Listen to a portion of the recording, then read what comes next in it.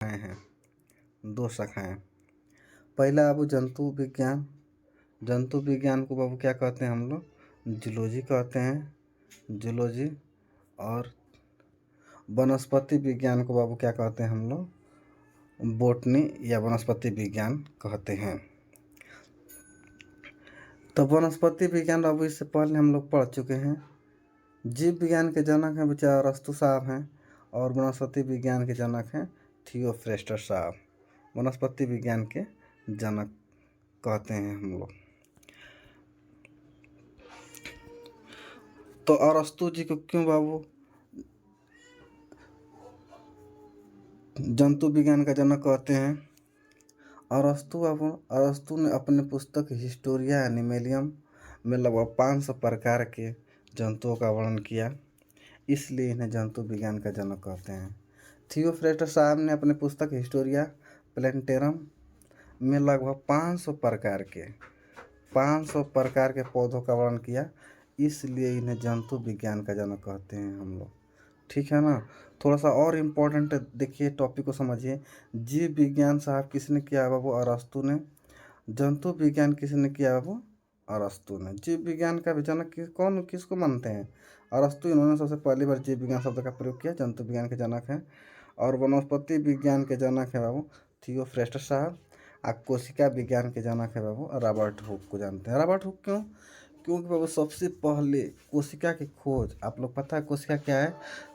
यानी कि शरीर की सबसे छोटी इकाई कोशिका है।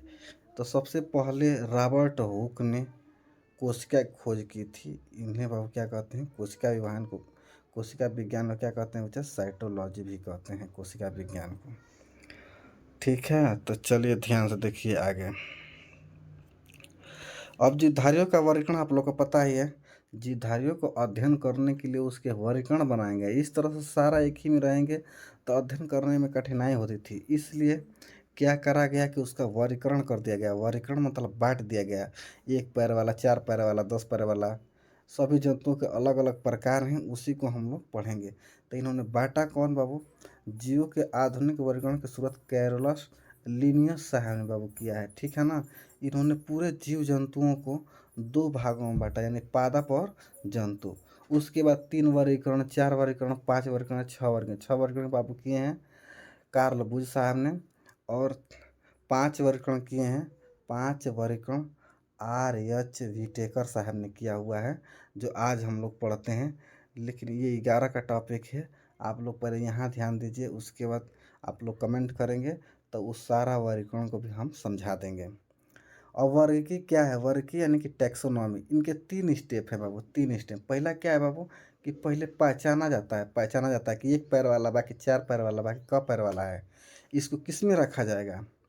उसके बाद बाबू वर्गीकरण किया जाता है। वर्गीकरण करके मैंने छांट के हटाया जाता है कि क्या है कि इसको वर्गीकरण करिए, छांट किस संघ में रखा जाएगा। जिसके वर्ग के गुण ज़्यादा मिलेंगे उसको उसी वर्ग में रख दिया जाता है। उसके बाद बाबू क्लासिफिकेशन के बाद नोमेक्लेचर यानी कि नामकरण रखा जाएगा बच्चा। नामकरण, हर एक जीव का स्पेशल नाम है।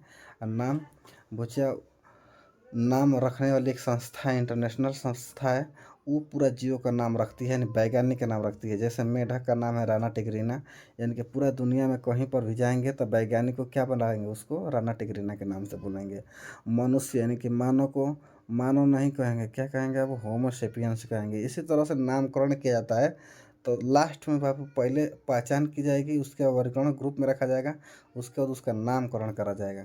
तो वर्गीकरण के 3 स्टेप हैं, इसको याद करके रखिए, बहुत इंपॉर्टेंट है। उसके बाद अब आप लोग को कैरोलस लिनियस ने एक बुक लिखी, उनका नाम था सिस्टेमा नेचर। जिन्होंने उन्होंने सभी जीवों के वर्गीकरण को 2 भागों में बांट के, आप लोग बताए हैं कैरोलस लिनियस साहब ने पूरे जीवों को 2 भागों में बांटा। अपनी एक पुस्तक सिस्टेमा नेचर में उन्होंने इस बात को कहा। पहला का नाम है बच्चा पादप जगत यानी प्लांट किंगडम, और दूसरा का नाम है बच्चा जंतु जगत यानी कि एनिमल किंगडम, उनका नाम है एनिमल किंगडम। ठीक, तो पादप जगत हम लोग पढ़ चुके हैं, अब पढ़ेंगे बच्चा एनिमल किंगडम को हम लोग पढ़ेंगे। एनिमल किंगडम का आज टॉपिक को ख़त्म करेंगे। दिल थाम के बैठिए आप लोग। चलिए चालू करते हैं। तो संसार के समस्त जंतु यानी कि जितने भी जीव हैं उस सभी जीवों को 2 श्रेणी में बाँटा गया है, 2 श्रेणी में बाँटा गया है। पहला नाम है बच्चा प्रोटोजोआ, रख दिया गया है प्रोटोजोआ, और दूसरा का वो कहा गया मेटाजोआ।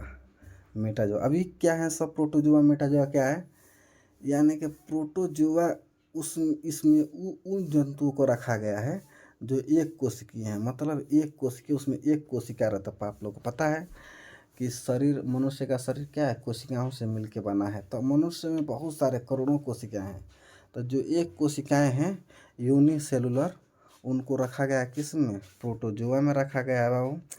और जो बहु कोशिकीय मल्टी सेलुलर हैं उनको रखा गया किस में बच्चा, मेटाजोआ में रख दिया गया है। यानी कि एक से अधिक कोशिकाओं वाले जंतुओं को किस में रखा गया, मेटा सेलुलर। यहाँ पर देखिए ध्यान से रखा गया है, ये वो जीव होते हैं जो एक कोशिका सेल के बने होते हैं। सभी एक कोशिका प्राणी को प्रोटोजोआ में रखा गया है। मल्टी सेल से मिलकर बने होते हैं सभी बहुकोशिकीय प्राणी को 9 उपसमूहों में रखा गया है। जैसे यहाँ पर देखा गया है Porifera, Coelenterata, Annelida, Arthropoda, Mollusca, Chordata आदि अभी और हैं सब। तो यानी कि जो मल्टी बहुकोशिकीय हैं उनको आगे मेटाजोआ के अन्य वर्गों में भी बांटा गया है। तो चलिए आज आप लोग आगे पढ़ते हैं। पहली है अब जंतु वर्गीकरण में जीवों का संघ को हम लोग फाइलम कहते हैं। संघ को ना इंग्लिश में हम लोग फाइलम कहते हैं, में बांटा गया है, संघ में बांटा गया है। पहला है बच्चा संघ, यानी कि फाइलम बहुत सारे जीवों के समान, क्यों कैसे संघ में रखा गया है, एक समान गुण रहेंगे ना, जैसे कि जो रेंगने वाला है तो एक में रखा गया, एक ग्रुप में रख दिया गया है। इसमें बहुत सारे जीवों के समान गुणों के आधार पर एक स्थान पर रखना संघ कहलाता है। जैसे Protozoa, Porifera, Coelenterata, Platyhelminthes, Aschelminthes, Annelida, Arthropoda, Mollusca, Echinodermata, Chordata. तो ये सब ग्रुप है, ये अलग अलग ग्रुप है, अलग अलग क्वालिटी है, गुण है, इसलिए अलग अलग रखा गया है बाबू, अलग अलग ग्रुप में रखा गया है। तो इनको हम लोग पढ़ेंगे अब। पहले तो चलिए अब चालू करते हैं। अब प्रोटोजोआ संघ को देखेंगे। प्रोटोजोआ पृथ्वी की उत्पत्ति के समय सबसे पहले पाए जाने वाले जीव थे। यानी कि दुनिया में जब पृथ्वी की उत्पत्ति हुई तो सबसे पहले आने वाले जीव कौन है, वो दुनिया पे यानी पृथ्वी पे सबसे पहले आने वाले जीव हैं, यही प्रोटोजोआ हैं। सोच लीजिए, अत्यंत सूक्ष्म एवं एक कोशिकीय जीव होते हैं, बहुत सूक्ष्म, यानी कि नंगी आंखों से हम उसको देख नहीं सकते हैं। प्रोटोजोआ को देखने के लिए हमको माइक्रोस्कोप का प्रयोग करना पड़ेगा। प्रोटोजोआ शब्द सबसे पहले किसने प्रयोग किया, तो उनका वैज्ञानिक का नाम है बाबू गोल्डफस। गोल्डफस सबसे पहले उन्होंने इस प्रोटोजोआ का नाम प्रोटोजोआ रखा, इसलिए इनको क्या कह दिया गया, वैज्ञानिक नाम रख दिया गया, वैज्ञानिक हो गए। अब प्रोटोजोआ की विशेषताएं क्या हैं, इस संघ में जीव द्रव आप लोग को पता है किसे कहते हैं, जो केंद्रक न्यूक्लियस है, न्यूक्लियस में जो जल रहता है, द्रव रहता है, और कोशिका में जो द्रव्य रहता है, दोनों को मिलाकर अब क्या कहते हैं, प्रोटोप्लाज्म, यानी कि जीव द्रव्य के नाम से जानते हैं। संगठन स्तर का संगठन बनाया जाता है। एक कोशिकीय जीव होते हैं, सबको पता है। प्रोटोजोआ में कैसे जीव रहेंगे बाबू, एक कोशिकीय जीव रहेंगे, इसमें ऊतक नहीं होता, एक कोशिकीय में ऊतक नहीं हो सकता। क्यों, क्योंकि बाबू जो ऊतक की संरचना होती है, कई कोशिकाओं को मिलकर ऊतक का निर्माण होता है। 4, 5, 10 जब कोशिकाएं मिलेंगी तो ऊतक का निर्माण होता है। तो ये तो खुद ही एक कोशिकीय है, तो इसमें ऊतक नहीं पाए जाते हैं। यह जलीय जीव होता है, यह जल में रहता है, थल पर रखेंगे बेचारा मर जाएगा, इसलिए अब क्या है, यह जलीय जीव है। प्रोटोजोआ कैसे जीव है बाबू, जलीय जीव है। प्रोटोजोआ के उदाहरण सबसे जो फेमस है बाबू प्रोटोजोआ संघ में अमीबा है। अमीबा देखिए यहाँ पर है, इसका 2-3 क्वालिटी है इसके पास में। इसका आकार ना निश्चित नहीं होता है, अनिश्चित होता है। अनिश्चित का मतलब कि अब जैसे कि कोई लंबा है, बेलनाकार है, तो वो निश्चित हो गया। ये केहू तरह टेढ़ सूझ हो सकता है, इधर का उधर बन सकता है, गोल भी हो जाएगा, किधर भी हो जाएगा। इसलिए अमीबा का आकार क्या होता है बच्चे, अनिश्चित, फिक्स नहीं होता है। यह गति बार बार पूछा गया है कि आखिर यह गति कैसे करता है, तो ये कुटपाद विधि द्वारा गति करता है। अब भोजन को क्या करता है, भोजन देखिए देखिए यहाँ पर, जैसे कि यहाँ पे इसका टारगेट है हरा सा, ये अगर टारगेट इसको दिखेगा तो चारों से घेर लेगा और क्या कर लेगा, अपना भोजन बना लेता है। ऐसे ये भोजन करता है। चलता है कैसे, उत्पाद विधि द्वारा, मतलब डगरता है। पानी रखेंगे टेबल पर, तब पानी जैसे चलता है वैसे ये क्या करता है, अब चलता है। जैसे जैसे सांप कैसे चलता है, रेंगता है। मेढक कैसे चलता है, कूदता है। मनुष्य कैसे चलता है, तो मनुष्य तो मान लीजिए चलता है। तो वैसे ही बाबू इसका पूछता है कि ये अमीबा कैसे गति करता है, तो उत्पाद विधि द्वारा गति करता है। उसके बाद आता है बच्चा एक और इसमें है प्रोटोजोआ संघ में पैरामीशियम। यहाँ पर देखिए पैरामीशियम है बाबू। पैरामीशियम इसका पूछता है गति कैसे करता है, तो ये सीलिया द्वारा गति करता है। सीलिया जो है दोनों इस साइड में छोटे छोटे बाल लगे रहते हैं, इसके द्वारा क्या करता है बाबू, यह गति करता है। और एक पूछा गया है सवाल कि प्रश्न पूछा गया है कि इसका आकार कैसा होता है, तो ये चप्पल के आकार का होता है। तो चप्पल के आकार का पूछा है कौन सा प्रोटोजोआ है, तो उसका आप लोग नाम बताएंगे, पैरामीशियम। उसके बाद आता है पूछे यूग्लिना। यूग्लिना तीन ही को तो हीरो हैं प्रोटोजोआ में, तीन लोगों को तो पढ़ना है बढ़िया से। यूग्लिना, यूग्लिना ध्यान से देखिए, यहाँ पर है यूग्लिना। यूग्लिना जंतु और पादप के बीच की कड़ी कहते हैं। माने कि इसमें जो यूग्लिना में जो गुण है, जंतु वाला भी गुण है और पादप वाला गुण है। क्यों? क्योंकि बाबू देखिए ध्यान से, ये जो पादप वाला गुण का मतलब है कि यह प्रकाश संश्लेषण, धूप होगा और जल नमी मिल जाएगा तो ये क्या कर लेता है, प्रकाश संश्लेषण से अपना भोजन बना लेता है। अब मान लीजिए कहीं जगह पर चला गया, धूप नहीं मिल रहा है, तो जिसका ये टारवा इसका दिख रहा है, यह उसको प्लेजिला कहते हैं। इससे कौन जानवर को पकड़ लेता है और पकड़ के खा लेता है, यानी कि जंतुओं को भी खा लेता है और प्रकाश संश्लेषण द्वारा भोजन बना लेता है। इसलिए इसको क्या कहते हैं, पादप और जंतुओं के बीच की कड़ी, मतलब दोनों वाला क्वालिटी इसके अंदर पाया जाता है। किसके पास बच्चा, यही युगलिना के पास। आज जो ये वाला है उसको कहते हैं, ये किससे गति कैसे करता है, तो यही प्लेजिलिया द्वारा गति करता है। हम नहीं कह के सटा लेगा फिर खींच के इधर उधर जाएगा, इसी से प्लेजिलिया द्वारा क्या करता है वो गति करता है। यह आगे देखिए प्रोटोजोआ के और उदाहरण हैं। प्लाज्मोडियम देखिए, प्लाज्मोडियम आप लोगों को पता ही है, दुनिया का सबसे प्रोटोजोआ है। समझ लो सबसे छोटा प्रोटोजोआ क्या है बाबू, प्लाज्मोडियम है। प्लाज्मोडियम परजीवी है। परजीवी मतलब दूसरे पर आश्रित रहता था। किस पे आश्रित रहता है, तो ये मच्छर पर, मच्छर के जो मच्छर जो काटता है सूंड पे, उसके ऊपर यह प्लाज्मोडियम जो प्रोटोजोआ है बैठा रहता है।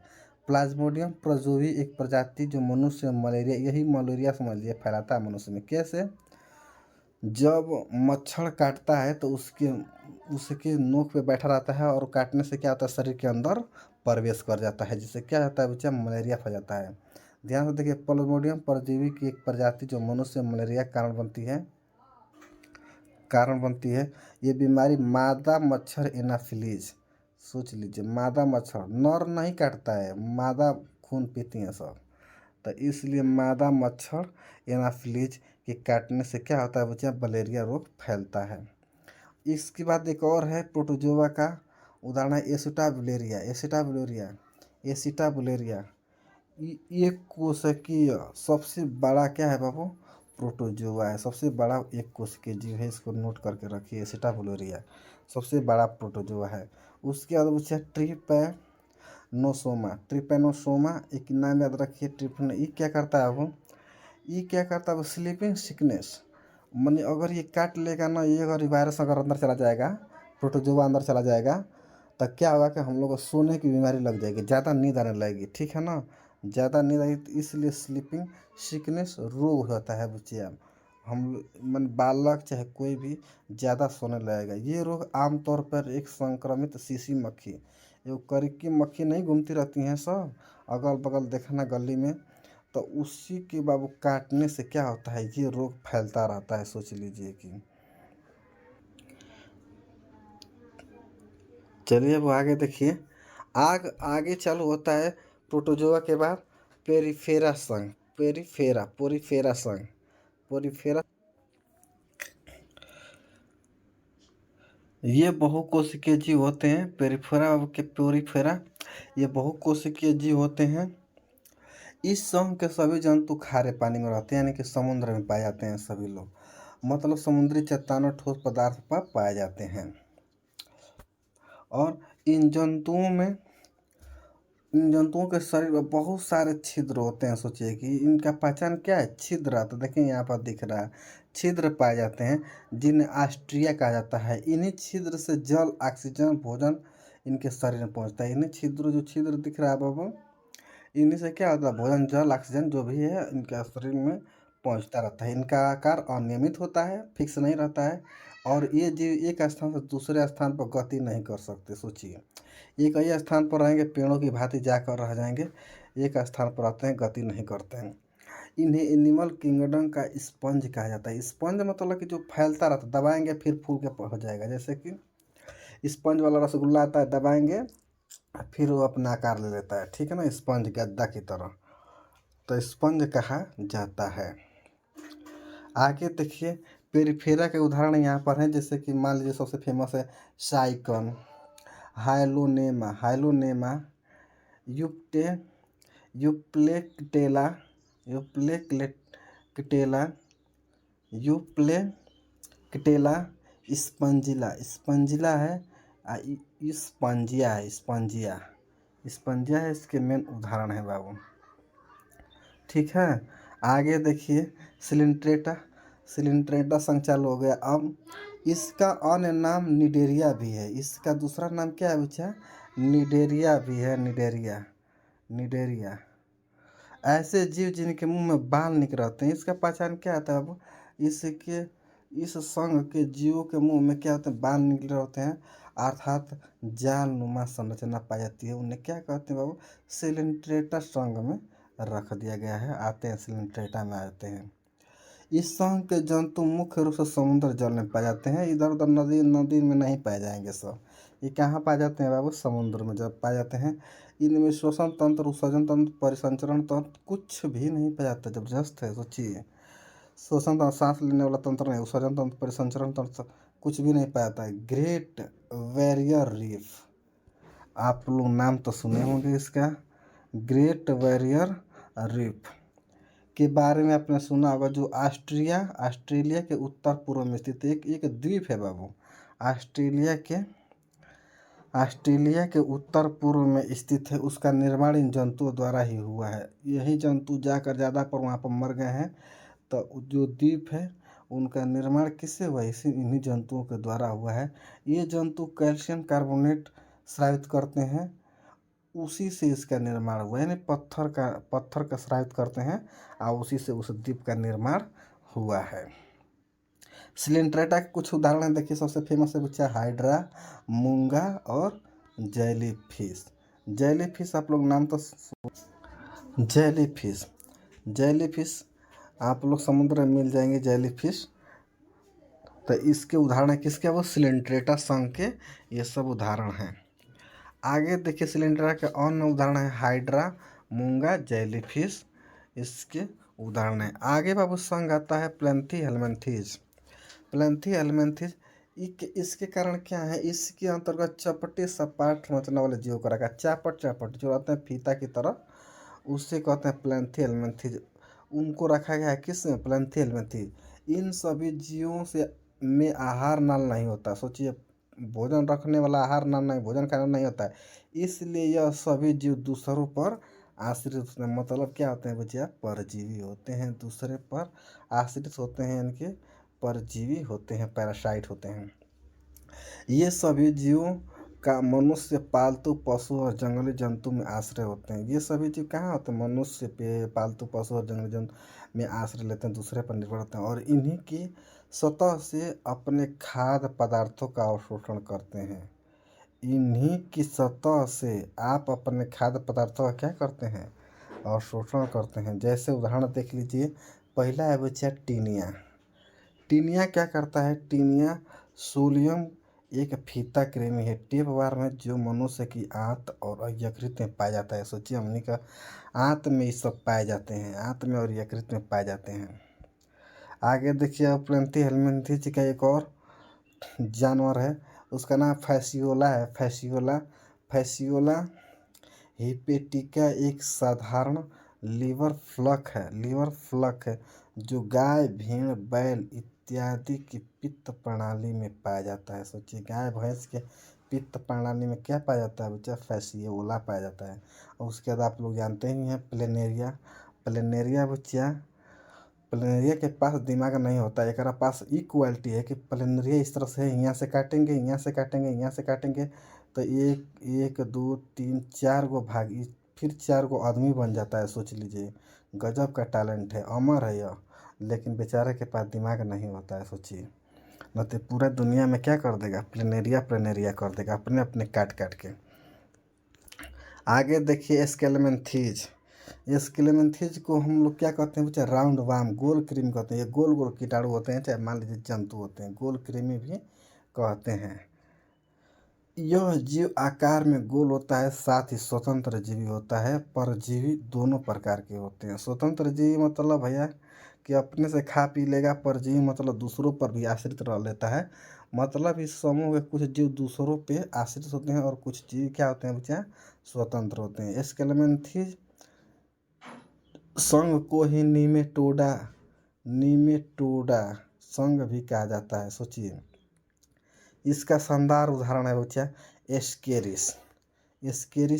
एस्केरिस मनुष्य की आंत में पाया जाता है। बताइए सलामनी का अंदर पाओ एस्केरिस कहा जाता है बच्चा, मनुष्य के आंत में पाया जाता है तथा स्केरिसिस रोग उत्पन्न करता है। स्केरिसिस रोग उत्पन्न करता है और एक रोग उत्पन्न करता है बुचेरिया रोग उत्पन्न करता है। ये क्या होता है, मनुष्य में हाथी पाँव बीमारी। सोचिए देखिए हाथ, अरे ये पाँव फूल जाते हैं हाथी की तरह, इसलिए यह मनुष्य में कौन सा बीमारी पैदा करता है, मनुष्य में हाथी पाँव बीमारी पैदा करता है। उसके बाद आता है बच्चा संघ आता है, अगला संघ है एनालिडा संघ। इस वर्ग में जीवों के शरीर का निर्माण कई खंडों में होता है। जैसे कि जीव है यहाँ पर ना, तो उसे कई खंड में रहता है, मिलने से होता है। जैसे पहला देखिए जोंक है, जोंक किस में आता है बच्चा, एनालिडा संघ में आता है। केंचुआ किस में आता है बच्चा, वो भी एनालिडा संघ में आता है। और नीरस किस में आता है बच्चा, एनालिडा संघ में आता है। मतलब मोटका केंचुआ नीरस कहते हैं। अब इस संघ का और क्वालिटी है, ये उभयलिंगी होते हैं। क्या होते हैं बच्चा, उभयलिंगी होते हैं। उभयलिंगी, देखिए सही से नहीं लिख पा रहे हैं हम, उभयलिंगी। अब उभयलिंगी क्या होता है, वो कि मर्द और मेहरारू क्या होते हैं, एक ही शरीर में पाए जाते हैं। सोचिए कि काश वो नहीं जिए मरेंगे साथ कि दुनिया याद करे, वो एनालिडा संघ बनाने की कोशिश कर रहा है। एनालिडा मतलब केंचुआ की बात कर रहा है। और समझिए कि 4 गो दिल होता है, 2 गो पुरुष का और महिला का। इधर एक साइड महिला रहती है, एक साइड क्या रहता है बच्चा, पुरुष रहता है। आप लोग देखें ना केंचुआ को, ये इधर खींचता है, ये इधर खींचता है। इसका मतलब क्या है, ये उभयलिंगी होते हैं। मर्द और मेहरारू क्या रहते हैं, वो एक ही शरीर में पाए जाते हैं। सोचिए तो ये रहा केंचुआ और लीच यानी कि जोंक का बाबू शानदार है। जोंक बाबू इतना शानदार, उसमें एक सलाइवा पाया जाता है। वो क्या करता है ना, वो एंटीसेप्टिक रहता है। कितना हो पुराना, जो महिलाओं के एकदम देखेंगे गाल पे एकदम कटहर का कुआ जैसा कुल पिंपल्स आ जाते हैं, तो पुराने ज़माने में लीच थेरेपी किया जाता था। लीच थेरेपी में क्या होता है बाबू कि जो मवाद रहता है ना, इस जोंक को उस घाव पे छोड़ दिया जाता है। लीच थेरेपी में बाबू क्या होता है कि जो जो जोंक है, जिनका पिंपल्स हुआ है, पिंपल्स उसके गाल पर रख दीजिए और जोंक क्या करता है कि उस पूरा मवाद को एकदम खा के ख़त्म कर देता है। सोचिए और क्या करता है वो कि उसको पूरा जोंक मवाद को ख़त्म कर देता है, उसमें एंटीसेप्टिक कर देता है। एंटीसेप्टिक एंजाइम वहाँ पर छोड़ देता है, जिससे क्या करता है, घाव एकदम सही हो जाता है। ये पुराने ज़माने में चलता था, लीच थेरेपी के नाम से जानते हैं। जो कभी भी मान लीजिए ख़त्म नहीं होता था पिंपल्स, वो लीच थेरेपी से सही हो जाता था। आगे देखिए, अब आगे है संघ बाबू ऑर्थोपोडा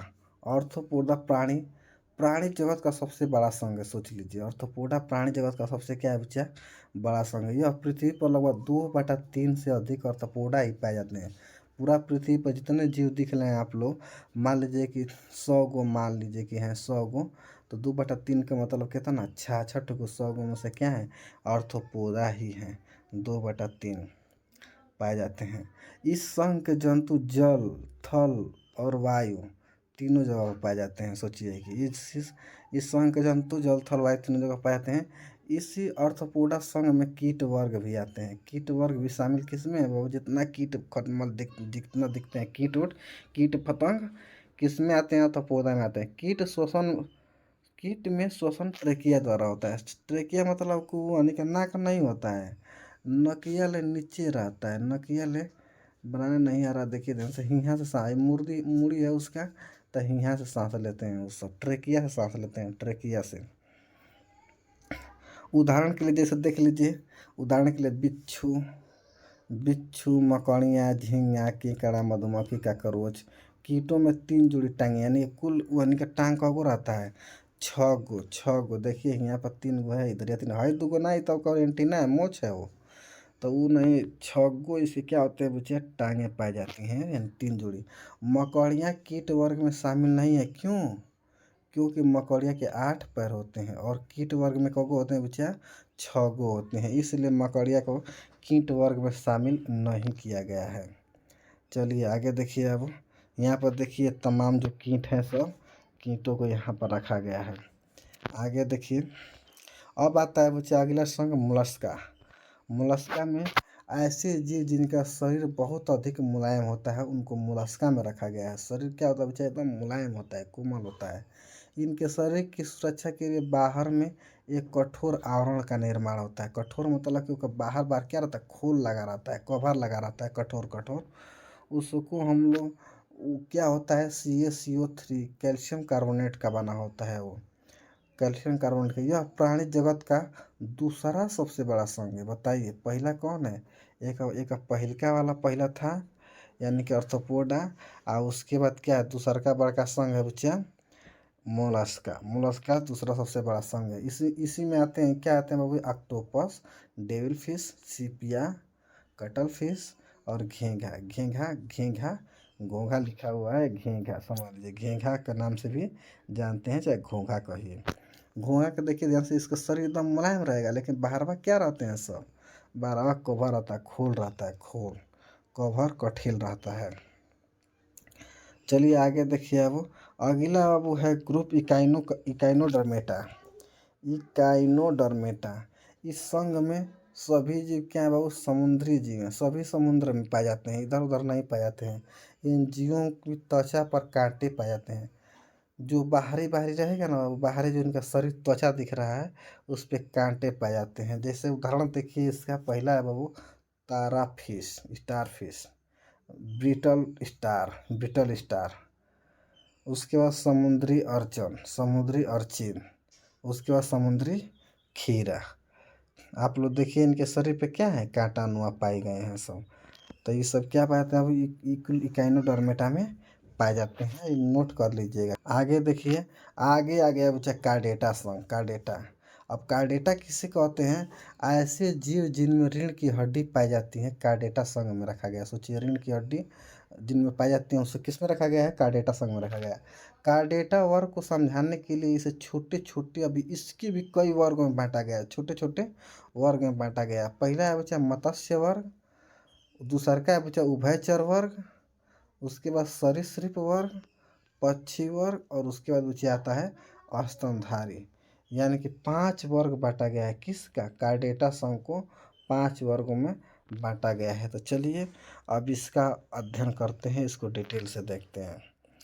ध्यान से देखिए, मत्स्य वर्ग, ऐसे वर्ग के जीव सामान्यतः पानी में पाए जाते हैं। इनके हृदय में 2 ही चेम्बर होते हैं। सोचिए, मछली में ना 2 गो चेम्बर रहता है, एगो अलिंद एगो नीले रहता है। ऐसे जीवों को अब क्या रहते हैं, 2 गो चेम्बर पाए जाते हैं। ये जीव श्वसन गलफड़े के माध्यम से करते हैं। शार्क मछली, इसे डॉग फिश भी कहते हैं। इनमें हड्डियाँ, शार्क में बच्चे हड्डियाँ नहीं पाई जाती हैं, नोट करके लीजिएगा। घोड़ा मछली, आगे है बच्चे क्या, घोड़ा मछली क्या है बाबू, एक क्या क्वालिटी है, इसे हिप्पोकैम्पस समुद्री घोड़ा के नाम से जानते हैं। यहाँ पर देखिए, समुद्री घोड़ा के नाम से जानते हैं। अगला है बच्चा गेम्बूसिया मॉस्क्यूटो फिश भी कहते हैं। गेम्बूसिया को मॉस्क्यूटो फिश भी कहते हैं। यहाँ पर देखिए, यहाँ पर है गेम्बूसिया। कहती है यह मच्छर के लार्वा खाती है। मच्छर जबरदस्त है, मच्छर के लार्वा को खाती है। इसे तालाब में और कुओं में छोड़ने से मच्छरों पर नियंत्रण पाया जाता है। मच्छर का लार्वा, और लार्वा मतलब कि जो अंडा देती है मच्छर सब, तो ये मछली क्या करती है, वो अंडा खा जाती हैं सब। तो तालाब में और क्या होता है कि इनार में, कुआं में छोड़ने पर कुल मच्छर क्या होते हैं, ख़त्म हो जाते हैं, क्योंकि पहले ही मछली उसके अंडों को खा जाती है। आगे देखिए मत्स्य, पाषाण मछली। मत्स्य वर्ग में बच्चा क्या है, पाषाण मछली या स्टोन फिश। इकर क्या क्वालिटी है, ये मछली जहरीली होती है, देखिए यहाँ पर है, ज़बरदस्त है। और यह उड़ भी सकती है, ओ जहरीली भी है, उड़ भी सकती है। उसके बाद देखिए कातला मछली है यहाँ पे। उसके बाद रोहू है, रोहू, रोहू मछली है बच्चे यहाँ पे। नोट करके देखिए, डॉल्फिन और व्हेल वर्ग में नहीं आते। डॉल्फिन और व्हेल मछली वर्ग में नहीं रखा गया है। क्यों? क्योंकि भैया मान के रखा गया है, स्तनधारी वर्ग में रखा गया है।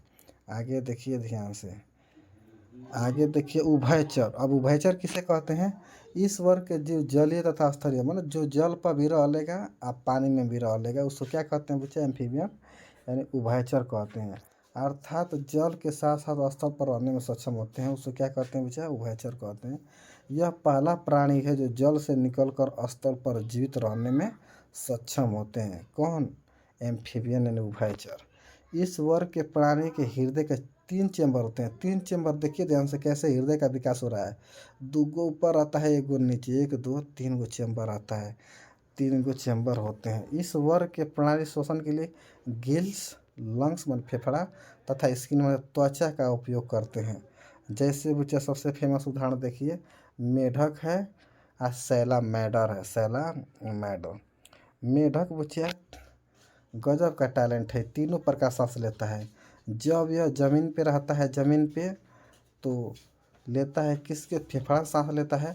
और जब पानी में रहता है तो गलफड़ा से सांस लेता है। और लेकिन जब भूमि के अंदर चला जाता है, भूमि के अंदर, तो यह त्वचा से सांस लेता है।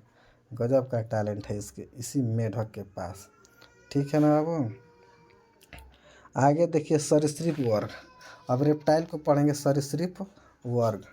सरीसृप वर्ग को पढ़ेंगे। अब इस वर्ग में वे प्राणी आते हैं जो रेंग कर चलते हैं। रेंग, जैसे सांप देखिए रेंग के चलता है, मगरमच्छ भी रेंग के चलता है। लोग, बच्चा बोल रहा था सर मगरमच्छ चलता है, चलता नहीं है बच्चा, रेंगता है। रेंगने उसको कहते हैं जो जब चलेगा तो आधा शरीर 50-50 इधर जाएगा इधर जाएगा, तो उसको हम लोग क्या कहते हैं, रेंगने वाला कहते हैं। और चलने वाला किसे कहते हैं, जो सीधा सीधा चलेगा एकदम मनुष्य की तरह सीधा होकर, आधा आधा शरीर इधर उधर नहीं फेंकता है। जब मगरमच्छ चलेगा तो आधा शरीर इधर जाएगा, लेफ्ट जाएगा, राइट जाएगा। इसमें श्वसन फेफड़े के माध्यम से होता है। इसमें क्या होता है, श्वसन बाबू कहाँ से लेते हैं, सब फेफड़ा से लेते हैं। इस वर्ग के में प्राणियों मुख्यतः सांप आते हैं। सांप, उदाहरण के लिए सांप देखिए, छिपकली देखिए, कछुआ देखिए, मगरमच्छ देखिए। वो किस में आते हैं बाबू, ये आते हैं सब सांप में आते हैं, यानी कि सरीसृप में आते हैं। उसके बाद पीछे आता है किंग कोबरा। किंग कोबरा एकमात्र सांप है जो अंडों की सुरक्षा के लिए घोंसला बनाता है। नोट कर लीजिए, किंग कोबरा क्या करता है बच्चा, घोंसला बनाता है। घोंसला किसके लिए, अपने अंडों की सुरक्षा के लिए। उसके बाद है बच्चा हाइड्रोफिश, इसे समुद्री सांप कहते हैं। देखिए यहाँ पर है हाइड्रोफिश, समुद्री सांप कहते हैं। उसके बाद छिपकली, छिपकली ड्रेको एकमात्र उड़ने वाली छिपकली है। हीलोडर्मा दुनिया का एकमात्र जहरीला छिपकली है। देखिए जबरदस्त, नोट कर लीजिए। डेक्रो एकमात्र उड़ने वाली छिपकली है और हीलोडर्मा दुनिया का जहरीली छिपकली है। सोचिए, काट दिया सब, मर जाएगा हमने का। आगे देखिए बच्चा, अब आएगा पक्षी वर्ग। पक्षी वर्ग, पक्षी वर्ग, इस वर्ग के प्राणी का विकास रेप्टाइल से हुआ है। रेप्टाइल से हुआ है। आगे वाली भुजा यानी कि जो विंग्स है, पंख है, के रूप में विकसित होती हैं। यह पहला वर्ग है जिसमें 4 चेंबर पाए जाते हैं। देखिए चेंबर का विकास हो रहा है हृदय का। अब कगो चेम्बर होगा बच्चा, 4 गो चेम्बर होगा वाले हृदय का विकास होता है। इनका शरीर का आकार एरोडायनेमिक होता है। एरोडायनेमिक मतलब क्या होता है? एरोडायनेमिक जिसके कारण उड़ने में खोखला होता है। इनका शरीर क्या होता है बच्चा? खोखला होता है। इनमें पंख पाए जाते हैं जिसे जिसे मैटिक प्नेउमैटिक बोन कहा जाता है, जो खोखली होती है। सोचिए इनकी हड्डियाँ क्या होती हैं बाबू? खोखली होती हैं। उसके बाद आता है बच्चा हमिंग बर्ड। हमिंग बर्ड इसे गुंजन पक्षी के नाम से भी जाना जाता है। गुंजन पक्षी। अब हमिंग बर्ड क्या है? अब हमिंग बर्ड क्या है? यह दुनिया का सबसे छोटा पक्षी है। यहाँ पर देखिए लिखा गया है हमिंग बर्ड दुनिया का सबसे छोटा पक्षी है। यह उल्टी उड़ान भी भर सकती है, सीधा भी उड़ लेगी और पीछाओं में उड़ लेगी। यह उल्टी उड़ान भी भर सकती है। पक्षी वर्ग में और आएंगे बच्चा तो शुतुरमुर्ग को देखेंगे। यह दुनिया का सबसे छोटा पक्षी होता है। सॉरी, सबसे बड़ा पक्षी। वजन कितना है बच्चा? 150 किलो का वजन होता है। यह उड़ नहीं सकता। शुतुरमुर्ग क्या होता है बच्चा? उड़ नहीं सकता। यह दुनिया का सबसे बड़ा पक्षी है। उसके बाद आता है बच्चा एक और पक्षी है अबाबिल। अबाबिल क्या है बाबू? यह दुनिया का सबसे तेज उड़ने वाली पक्षी है। सोचिए अबाबिल दुनिया का सबसे तेज उड़ने वाली पक्षी है अबाबिल। उसके बाद आता है बच्चा कीवी। न्यूजीलैंड में पाया जाता है। यह उड़ नहीं सकता बेचारा। कीवी कहाँ पे जाता है बच्चा? न्यूजीलैंड में, उड़ नहीं सकता। उसके बाद एक और है पेंगुइन। पेंगुइन भी कहाँ पाया जाता है? बर्फ में पाया जाता है। बने एस्किमो जनजाति पेंगुइन। पेंगुइन बर्फ के स्थानों में पाया जाता है। ये भी क्या होता है बच्चा? उड़ नहीं पा सकता, लेकिन तैरती बड़ी खतरनाक है। ठीक है ना। उसके अब अगला ग्रुप आता है स्तनधारी। स्तनधारी यानी जो मानव है, मानव स्तनधारी। अब एकर क्या क्वालिटी है? इस वर्ग के प्राणी जल, थल तथा वृक्षों पर रहने में सक्षम होते हैं। जल, थल, स्थल पर रहने में सक्षम होते हैं। इस वर्ग के प्राणी के हृदय में 4 चेम्बर होते हैं। आप लोग को बताएं हृदय का किस तरह से विकास हो रहा है? 1 2 3 4, 4 चेम्बर होते हैं। किसके? स्तनधारी। जिसके कारण ये प्राणी वार्म ब्लडेड होते हैं, मतलब गर्म खून वाले होते हैं, अर्थात गर्म खून वाले होते हैं। शरीर पर स्वीट ग्लैंड, श्वेत ग्रंथियाँ पाई जाती हैं। पसीने की ग्रंथि पाई जाती हैं, श्वेत ग्रंथि। इसलिए हम लोग क्या होता है बच्चा? पसीना होता है श्वेत ग्रंथि के कारण। इस वर्ग के प्राणी के शरीर पर एक विशेष प्रकार की ग्रंथि जिसे तैलीय ग्रंथि कहा जाता है पाई जाती है। इसके द्वारा ऑयली लिक्विड का स्राव होता है, जिससे शरीर को जल से सुरक्षा प्रदान की जाती है। इस वर्ग के प्राणी बच्चे को जन्म देते हैं। सोचिए अंडा नहीं देते हैं, क्या देते हैं बाबू? बच्चे को जन्म देते हैं, जिन्हें हम बेबी पैरस कहते हैं। बेबी पैरस या जरायुज कहा जाता है। जरायुज कहा जाता है। इस वर्ग के प्राणी बच्चे को जन्म देने के बाद दूध पिलाते हैं। सीधा सीधा मतलब है स्तनधारी उन्हें कहते हैं जो बच्चे को जन्म देती हैं, और जो मादा अपने बच्चे को दूध पिलाती है उन्हें क्या कहते हैं बच्चा? स्तनधारी के लिस्ट में डालते हैं। अब स्तनधारी को भी क ग्रुप में बांटा गया है? 3 ग्रुप में बांटा गया है। स्तनधारी वर्ग के उपग्रह तीन उपग्रह सब क्लासेज हैं में बांटा गया है। पहला है बाबू प्रोटोथीरिया। प्रोटोथीरिया। अब प्रोटोथीरिया किसे कहते हैं? वह स्तनधारी बच्चे के स्थान पर अंडा देने वाले होते हैं। वह स्तनधारी। चलिए अब देखिए ध्यान से।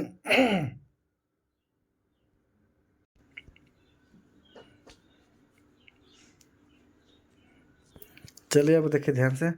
स्तनधारी को स्तनधारी को स्तनधारी वर्ग को मुख्यतः 3 वर्गों में बांटा गया है। 3 वर्गों। पहला कहते हैं बच्चा प्रोटोथीरिया, दूसर का है मेटाथीरिया, तीसर का है यूथीरिया। अभी सब क्या होते हैं? Prototheria, Metatheria, Eutheria. यह स्तनधारी बच्चों के स्थान पर अंडे देने वाले होते हैं। बच्चे नहीं देते हैं बाबू, क्या देते हैं? अंडे देते हैं। जैसे ये बच्चों के स्थान पर क्या देते हैं बाबू? अंडा देते हैं। तो इसलिए उनको कौन सा ग्रुप में बांटा गया है? कह देगा प्रोटोथीरिया है। जैसे एक इडेना है, प्लेटिपस है। अब मेटाथीरिया कौन है? यह जंतु पूर्ण विकसित बच्चे को जन्म नहीं देते हैं। पूर्ण विकसित मतलब कि ओकर हाथ ना रही, कुछ न कुछ कमी रहेगा, तो उसको पूर्ण विकसित नहीं कहते हैं। यानी कि अपरिपक्व बच्चों को जन्म देते हैं, जो मार्सुपियन नामक झिल्ली थैली में विकसित होने तक रहते हैं। जैसे देखिए कंगारू, कंगारू बाबू क्या करता है, कंगारू पूर्ण विकसित नहीं रहता है। आँख रहेगा तो नाक कुछ ना कुछ क्या रहेगा, कम ही रहेगा। यूथेरिया किसे कहते हैं, यूथेरिया में उसको रखा गया है, उन सभी जीवों को रखा गया है। यह सभी बच्चे, सभी जंतु पूर्ण विकसित बच्चों को जन्म देते हैं। यानी कि जैसे मानव, चूहा, खरगोश, कुत्ता, बिल्ली सब आगे, ये सब क्या देते हैं, बच्चे एकदम संपूर्ण बच्चे, पूर्ण विकसित बच्चे देते हैं। सब कुछ बीच में बाहर आने के बाद इन लोगों का कोई विकास नहीं होता, पूर्ण विकसित रहते हैं। चलिए आगे देखिए। अब जैसे स्तनधारी, अब देखिए ध्यान से, ब्लू व्हेल सबसे बड़ा स्तनधारी प्राणी है। स्तनधारी किसे कहते हैं, जो जंतु बच्चों को जन्म देते हैं उन्हें क्या कहते हैं बच्चे, स्तनधारी कहते हैं। आगे देखिए श्रीव, स्मॉल माउस सबसे छोटा स्तनधारी प्राणी है। और चमगादड़ देखिए उड़ने वाला स्तनधारी है। चमगादड़ का बच्चा क्वालिटी है कि यह क्या करता है कि अपने बच्चों को दूध पिलाता है, इसलिए उड़ने वाला स्तनधारी कौन सा है, चमगादड़ है एकमात्र। आगे देखिए महत्वपूर्ण तथ्य को देखिए, नोट करके लिख लीजिए। Jelly fish, silver fish, cry fish, cuttle fish, devil fish, star fish, sail fish, razor fish, जितना फिश लगा है बच्चा, इसमें से कोई भी मछली नहीं है। फिश नाम है लेकिन मछली कोई भी फिश नहीं है, मछली नहीं है। अब आगे देखिए ध्यान से। अब आ गया प्रीवियस जैसा क्वेश्चन, बहुत शानदार परफॉर्मेंस के साथ क्वेश्चन पेपर है बच्चा। मलेरिया बुखार पैदा करने वाला प्रोटोजोआ कौन सा है, प्लाज्मोडियम। कोरल रीफ का निर्माण किसके द्वारा होता है, चिपटे कृमियों को किस संघ में के अंतर्गत रखा गया है। चिपटे वाला आप लोग पढ़ाए हैं, इसको नोट करिए। हाइड्रा को किस संघ के अंतर्गत रखा गया है। निम्नलिखित में से केंचुआ किस संघ के अंतर्गत आता है। प्राणी जगत का सबसे बड़ा संघ क्या है, आर्थ्रोपोडा। जो भी है यहाँ पर क्वेश्चन देख लीजिए, आप लोग मिला लीजिए पेपर। क्वेश्चन है, क्वेश्चन आंसर रहेगा। क्वेश्चन आंसर हमारे टेलीग्राम चैनल को ज्वाइन कर लीजिए, वहाँ पे इसका PDF भी है और क्या है बाबू, उसका क्वेश्चन आंसर भी है।